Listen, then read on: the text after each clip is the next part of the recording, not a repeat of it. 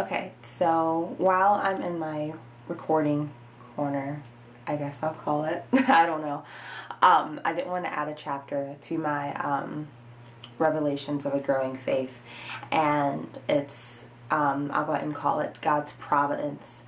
As I said in my update video, being here in my mom's house, not on my own completely, I wasn't really completely on my own before, but definitely being in the face of it all back here, and I switched rooms to make it different, but it's still the same house. And there's nothing wrong with graduating college and being back under your parents' wing. The struggle comes in when you're trying to redefine how you can be independent when it doesn't feel like it. And something that I've been learning while here and getting my life back on a new track and starting a new course, a new chapter, is that regardless of what stage we're in our lives, God continues to provide for us. And there are times that we stray, times that we lose faith, times that we doubt, and the solution to that isn't to continue to stay in that rut, to continue to stay in that path. You have to change. You have to change your outlook. You have to change what you're doing to have a bigger impact on the course that your life is taking. And one of the things that I've been working on, I have been reading my Bible earlier in the morning. I changed my schedule so that I could be up early enough for the day shift, which is going to be my shift starting next week. And so starting my day off reading my Bible, I know before I would just read it before I went to bed, and that would be, getting my Bible in for the day. And it's not the same, because it's like reading my Bible to prepare for what I'm about to dream about. It's not reading the Word for my daily bread so that I can handle whatever I'm going to face that day. And it has been different reading it every morning once I get up. I try, even before I brush my teeth, and reading it out loud. It sets the mood for the day, that it's not about me. It's about God's will and His plan for my life and how He wants me to impact others' lives. And He's provided for all of that. The big example I can provide for how He's providing for me is with my new job that He's just blessed me with. I applied a whole, bunch of places. I can't even think of a better word right now. But I applied to a lot. And I had applied to this particular job back at the beginning of July 2nd. And even then, I wasn't completely focused on getting a job. I was trying to balance studying for my MCAT, which the focus just wasn't there. I've been feeling really burnt out from school for a while now. And doing other things such as watching my niece and everything else. And so when I put in that application, I did do my best filling it out. It was an online application, and putting my best foot forward in that, but it wasn't my top priority. And after filling out all those applications, after taking my MCAT, and then just being home often days with my niece, it's just like, all right, what's next? I mean, I don't have money to do basic things that I would like to do. I still need money to put gas in my car so that I can take everyone everywhere that they need to go. And it's different from being at college and having my budget because I had school funds coming in to plan out my life, to being back home and feeling like I have nothing to go off of, and that I have to continuously ask for money for gas or something. And it's not a feeling that I prefer. But God is still good, and the job He has blessed me with, they called me back a month after that application. I looked it up. I was like, all right, this was a while ago. I did not save this particular job description, and I'm not completely sure what it's about. So I tried Google searching it, which helped. I went in for the first interview.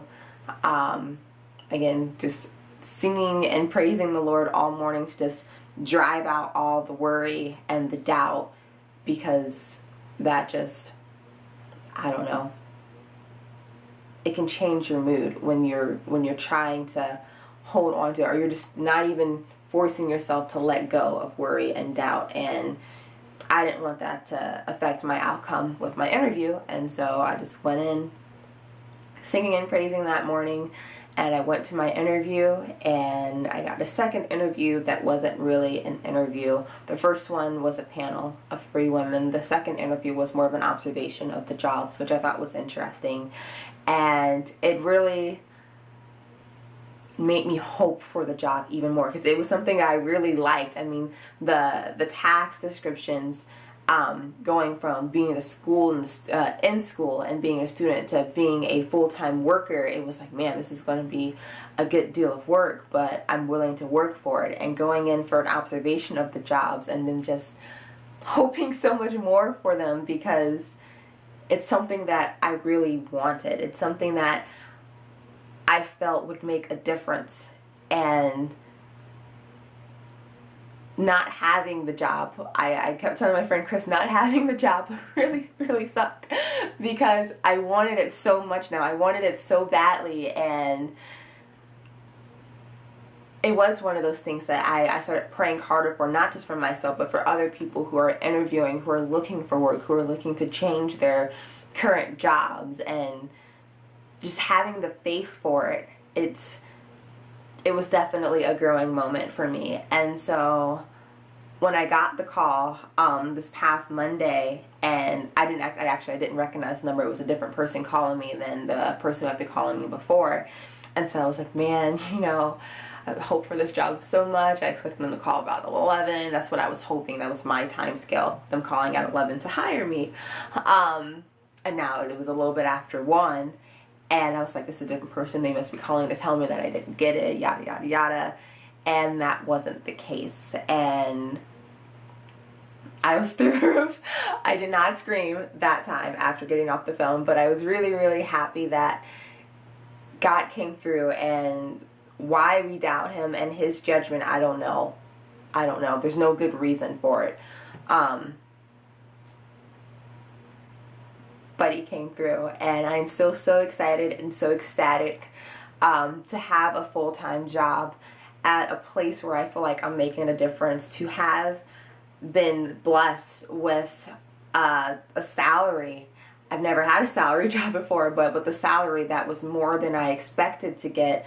And it's not even about selling myself short. It's about God's favor upon his children. And I'm so grateful. I'm so, so grateful for this process. Even though I didn't like it every step of the way, I've learned something. I learned that I need to pray consistently. And I learned that I need to take the focus off of myself and focus more on the needs of others, because we share in our needs. We need to be more empathetic instead of sympathetic, not just thinking, oh, I feel bad, but understanding where other people come from in their situations. I've learned that even though I'm a college graduate, I still need to ask for help when I need it. I still need to be humble and not prideful in myself that, I'm not liking the situation, so I really shouldn't, go blabbing about it to others. So you're not being a burden. That's one of my biggest problems, is feeling like I'm a burden on other people. You're not being a burden when you ask for help when you need it. You need help. It's not the same as nagging someone because you're not willing to do the work yourself. If you're trying to do the work and you still need help, ask for help. God hears you, but he also has people in your life that he specifically placed in your life to help you. So ask for it. Just ask. And that was one of the things that I had to learn, that it's okay to ask. It's okay to lean and depend on other people. I just got out of college. I can't do everything on my own just yet.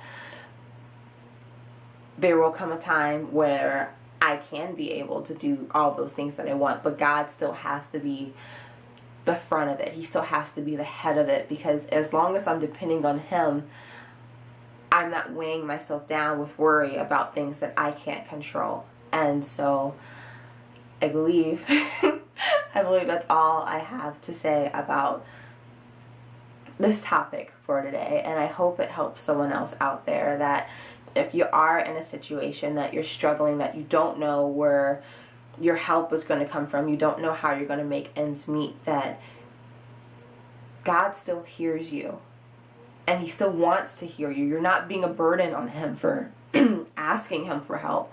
And He also has people in your life to help you. I mean, sometimes it's not that obvious who we can turn and ask for help, but they're there. He didn't put you there to leave you there alone. He didn't allow you to go there, because sometimes we take ourselves out of where God wants us to be to somewhere that we want to go, and then we're feeling lost. But He didn't leave us, to forsake us. He didn't leave us there to fend for ourselves. He's still there for us. He's still our Father, and fathers don't just leave their children to fend for themselves. They take care of them, and they come when they need help. And so I believe that is all I have for today. You guys have a great Friday. Enjoy the rest of your summer. If you're in one of the northern states where fall is coming, like me here in Ohio, where the leaves are already starting to change, take advantage of summer. Enjoy it while you can, so that when the seasons do change, you're not stuck back, oh, I miss summer, but you're moving forward and you're taking joy out of every day as it comes. And so I will see you guys later. Stay tuned for my other videos coming up, and have a great day.